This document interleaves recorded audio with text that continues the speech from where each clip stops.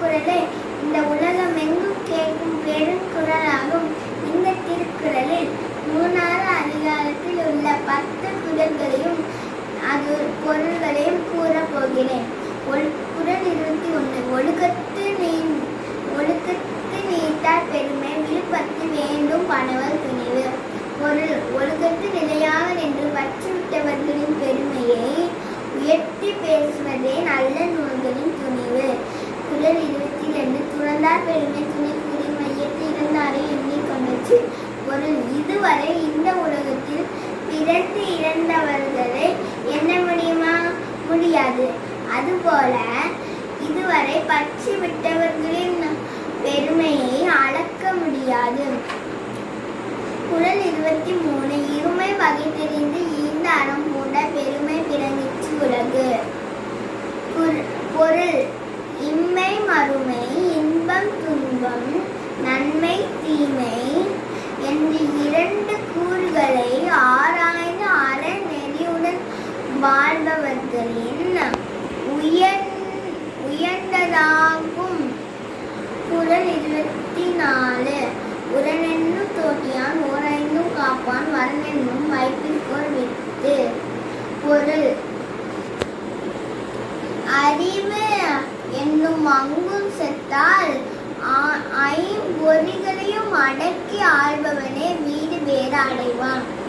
குறள் 25. ஐந்தவித்தான் அச்சல் அகல் விசும்புலா கோமான் இந்திரனே சாலும் கலி. பொருள்: மெய், வாய், கண், மூக்கு, செவி என்ற ஐம்பொறிகளையும்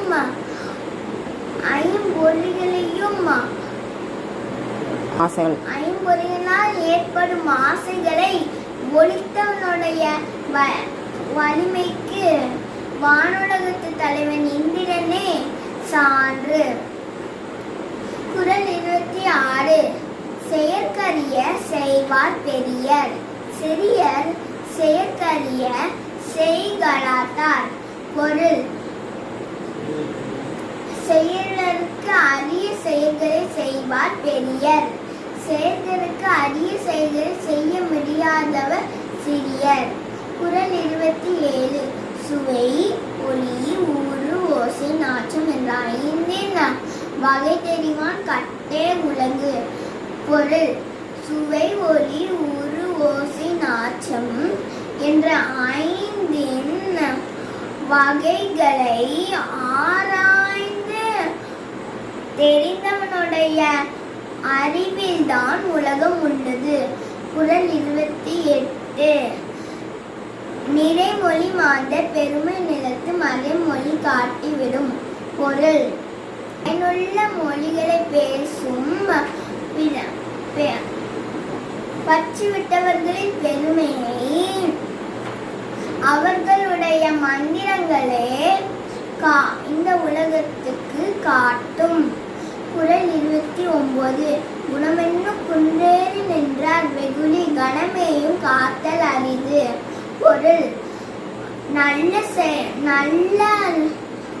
நல்ல குணமுள்ள சான்றோரின் கோபத்தை ஒரு நொடி கூட தாங்க முடியாது. குறள் 30. அந்தணர் என்போர் அறவோர் மற்றெவ்வுயிருக்கும் செந்தன்மை பூண்டோடுகளான். பொருள்: அந்தணர் என்பவர் மற்ற எல்லா உயிர்களுக்கும் செம்மையான அருளை பொழிந்தவர். நன்றி, வணக்கம்.